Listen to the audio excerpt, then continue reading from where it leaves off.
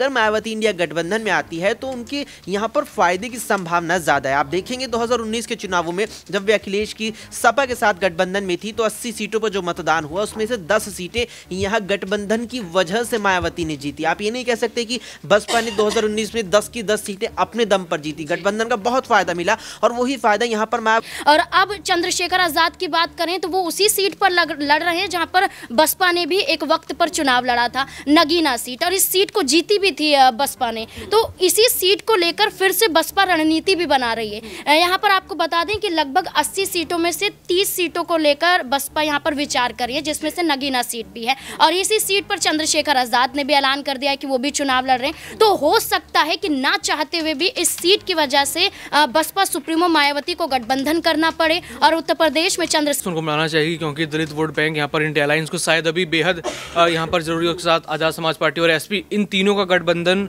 में साथ होना कहीं ना कहीं एक बड़ी ताकत। 15 जनवरी है, उनका जन्मदिन भी है, तो कहीं ना कहीं ये संभावना लग रही है कि दिल्ली में आज वो बड़ा अनाउंसमेंट कर सकती हैं और इंडिया गठबंधन। नमस्कार, नेक्स्ट 9 न्यूज देख रही है आप और मैं हूं आपके साथ प्रज्ञा सिंह। स्वागत है आप सभी का मेरे खास प्रोग्राम सियासी पंचनामा।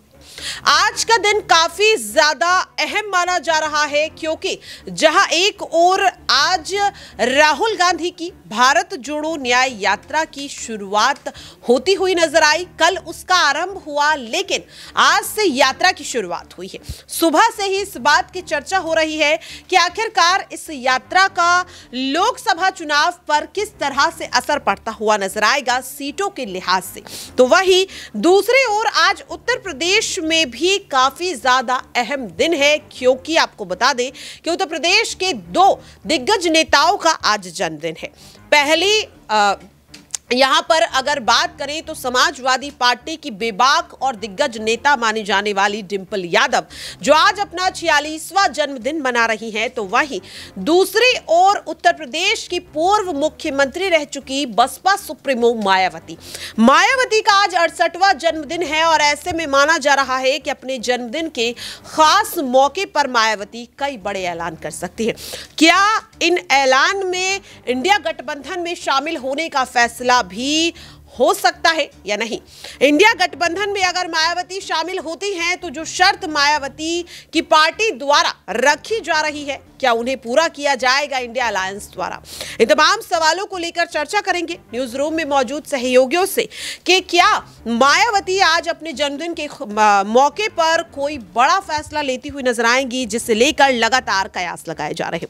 अक्षय है मेरे साथ। अक्षय से सबसे पहले इस चीज को समझेंगे। अक्षय, कहा जा रहा है कि आज मायावती इंडिया गठबंधन में शामिल होने को लेकर कोई बड़ा फैसला यहां पर ले सकते हैं। सबसे पहले तो सवाल यही रहेगा कि अब तक मायावती की तरफ से कोई बयान नहीं आया है कि वो लोकसभा चुनाव में अकेले लड़ेंगी या किसी गठबंधन के साथ शामिल होंगी। क्या लग रहा है कि आज जन्मदिन के मौके पर वाकई में मायावती कोई बड़ा फैसला ले सकती हैं इंडिया अलायंस में शामिल होने को लेकर? देखिए, मायावती के इंडिया अलायंस में शामिल होने को लेकर 2 चीजें हैं। पहली ये है कि मायावती की कांग्रेस से नाराजगी है और उस बात का खुलासा बिजनौर से सांसद मलूक नागर भी कर चुके हैं। जिस तरह से उत्तराखंड में कांग्रेस में बसपा के विधायक शामिल हुए, उसके बाद मध्य प्रदेश में भी हुआ कि बसपा के कई नेता थे जो कांग्रेस में शामिल हुए, ऐसा ही राजस्थान में भी हुआ था। कुछ विधायक थे, करीब 2 से 3 विधायक बसपा के थे जो कांग्रेस में शामिल हो गए थे। इस बात से मायावती काफी खफा है और इसी बात को लेकर मलूक नागर ने कहा था कि अगर इंडिया गठबंधन में शामिल कराना आप हमारी पार्टी को, आप मायावती को चाहते हैं तो पहले कांग्रेस आकर के इस पूरे मसले पर मायावती से माफी मांगे, उसके बाद हम विचार करेंगे कि हम इंडिया गठबंधन में आते हैं।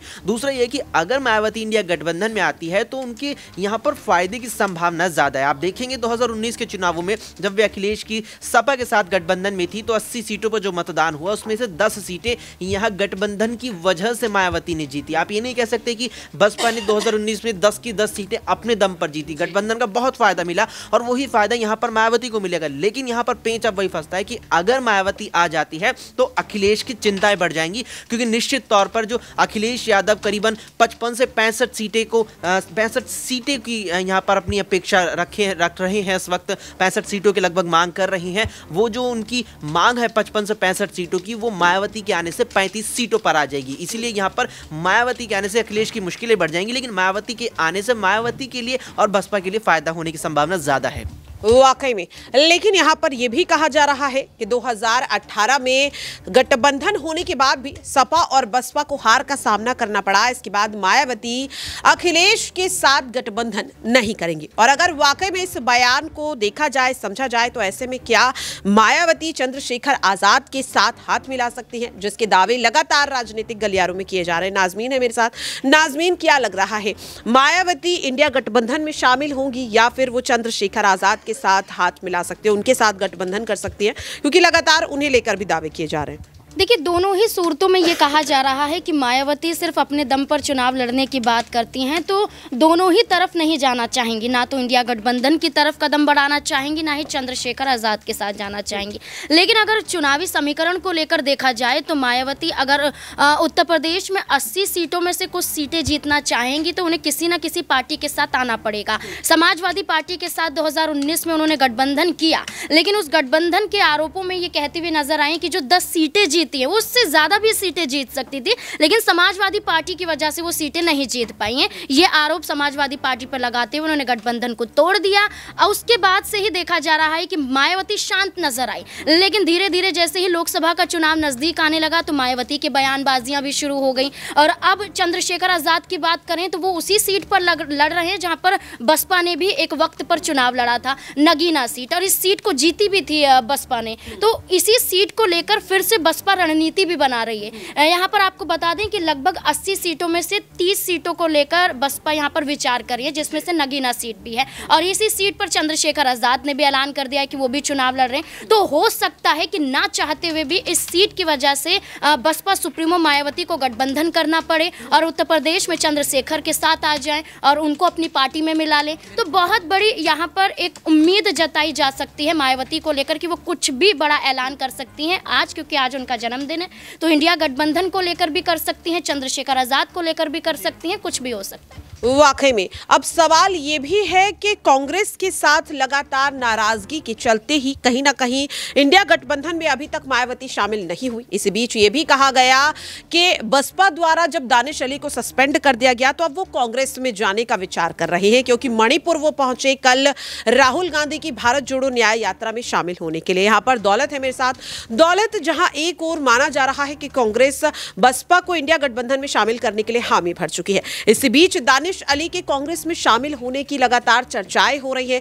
ऐसे में क्या लग रहा है, इन तमाम चीजों को देखते हुए मायावती को जिस तरीके से लगातार कहा जा रहा है कि कांग्रेस उन्हें मना सकती है, इन तमाम चीजों के चलते क्या कांग्रेस उन्हें मना पाएगी इंडिया गठबंधन में शामिल होने के लिए? बिल्कुल, यहाँ पर कांग्रेस उनको मनाना चाहिए, क्योंकि दलित वोट बैंक यहाँ पर इंडिया अलायंस को शायद अभी बेहद यहाँ पर जरूरी के साथ आजाद समाज पार्टी और एसपी, इन तीनों का गठबंधन में साथ होना कहीं ना कहीं एक बड़ी ताकत इंडिया अलायंस यहाँ पर हो सकता है। लेकिन आप देखें, अगर बाहर वाले अगर आपको मनाने आ रहे हैं और आपका व्यवहार कुछ ऐसा है कि आपके नेता ही आपको छोड़ के जा रहे हैं, तो कहीं ना कहीं यहाँ पर मायावती को अपनी पार्टी के ऊपर यहाँ पर सबसे पहले ध्यान देना होगा किस तरीके से वो अपने नेताओं को यहाँ पर ट्रीट कर रही है। कि उन्होंने संसद भवन के बाहर थोड़ा सा भी अगर सरकार के खिलाफ आवाज़ उठाई तो उनको यहाँ पर निष्कासित कर दिया जाता और वो मणिपुर पहुँच जाते हैं यात्रा में। यानी आपके नेता चाहते हैं कि आप गठबंधन में जाएँ, क्योंकि यहाँ पर कहीं ना कहीं गठबंधन के साथ मिलकर ही बीजेपी को हराना यहाँ पर संभव होगा। लेकिन वो खुद इस बात को मानने को राजी नहीं है, यानी वो यहाँ पर खुद ये चुनाव लड़ना चाहती हैं और जिसका परिणाम उनको भी पता है कि काफ़ी बेकार होने वाला है उनके लिए। लेकिन कहीं ना कहीं यहाँ पर देखा जाए तो अपने आप को दिखाने के लिए या फिर अपने आप को वहाँ पर प्रदर्शित करने के लिए मायावती अभी तक एक निर्णय पर नहीं पहुंची कि वो ऐलान करेंगी कि नहीं। हालांकि बताया जा रहा है कि आज उनका जन्मदिन है और यहाँ पर वो ऐलान कर सकती हैं। तो हालांकि यहाँ पर लगता है कि इंडिया अलायंस में जाकर उनका थोड़ा बहुत भला यहाँ पर हो सकता है। वाकई में देखिए, सवाल लगातार ये भी यहाँ पर देखने के लिए मिल रहा है कि मायावती के इंडिया गठबंधन में शामिल होने के लिए एक बड़ी शर्त बहुजन समाजवादी पार्टी ने रखी है कि अगर वो इंडिया गठबंधन में शामिल होती हैं तो उन्हें प्रधानमंत्री के उम्मीदवार के तौर पर आगे किया जाए।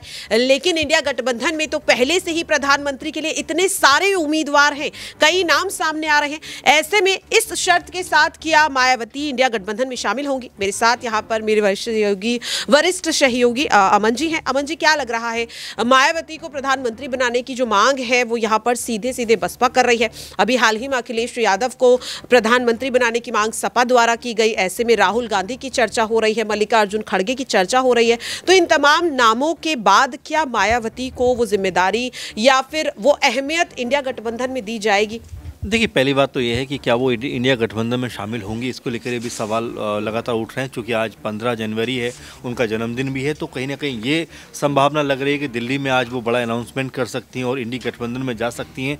इसके बाद जो पीएम पद को लेकर अगर बात है तो खड़गे पहले भी कह चुके हैं कि पहले हमें एकजुट होना होगा और एक साथ चलना होगा, चूँकि अध्यक्ष भी कहीं ना कहीं अब जो खड़गे बनते हुए नजर आए हैं। तो ऐसे में अब ये अहम हो जाता है कि क्या जो पीएम फेस है क्या वो एक महिला का होने वाला है इंडिया गठबंधन की तरफ से, क्या वो मायावती होने वाली हैं, क्या वो ममता बनर्जी होने वाली हैं, और क्या प्रियंका गांधी का भी नाम निकल के इसमें सामने आने वाला है। तो अभी कह सकते हैं बहुत शुरुआती दौर है, चूँकि इलेक्शन अभी पूरी तरह खुला नहीं है और अभी इसको लेकर बहुत ज़्यादा चर्चा नहीं है। लेकिन हाँ, ये ज़रूर कहा जा सकता है कि पीएम का जो फेस है उसको लेकर लगातार आपस में मतभेद ज़रूर निकल कर सामने आएंगे, क्योंकि पहले हमने देखा कि नीतीश कुमार का नाम सबसे आगे था, उनका नाम अब सबसे अधिक पीछे चला गया। तो ऐसे में अभी भी कह सकते हैं कशमकश जारी रहेगी, क्योंकि जब नीतीश का नाम सामने आया था तभी इस बात की चर्चा थी कि उनको पीएम बनना है, लेकिन जिस तरह से उनका नाम जो है पीछे गया है, जिस तरह से खड़गे का नाम सामने आया है, उसके बाद से लगातार गठबंधन में भी काफ़ी सारे कह सकते हैं घटाव जुड़ाव देखने को मिल रहे हैं, क्योंकि ममता बनर्जी भी खासी खफा है और मीटिंग में भी नहीं आई। तो ऐसे में लगातार लग रहा है कि क्या ये गठबंधन वाकई मूल रूप से कह सकते हैं कि जो चुनाव के वक्त तक रहेगा, ये भी अपने आप में बड़ा सवाल। और ऐसे में क्या जो मायावती हैं वो इंडी गठबंधन में आएंगी, ये उससे बड़ा सवाल है। वाकई में देखिए, मायावती का आज जन्मदिन है, लगातार उन्हें बधाइयां दी जा रही हैं, चाहे अखिलेश यादव हो, योगी आदित्यनाथ हो, डिंपल यादव हो या फिर केशव प्रसाद मौर्य। सवाल ये है कि अपने 68वें जन्मदिन के मौके पर आखिरकार मायावती का आज क्या बड़ा फैसला रहेगा। क्या वो इंडिया गठबंधन में शामिल होंगी या फिर चंद्रशेखर आजाद के साथ हाथ मिलाती हुई नजर आएंगी या फिर अकेले ही लोकसभा चुनाव लड़ती हुई नजर आएंगी। देखना काफी अहम रहेगा कि आखिरकार आज क्या बड़ा ऐलान मायावती द्वारा किया जाता है। लेकिन फिलहाल के लिए मेरे खास प्रोग्राम सियासी पंचनामा में इतना ही। देश और दुनिया की तमाम खबरों के लिए आप बने रहें नेक्स्ट 9 न्यूज के साथ।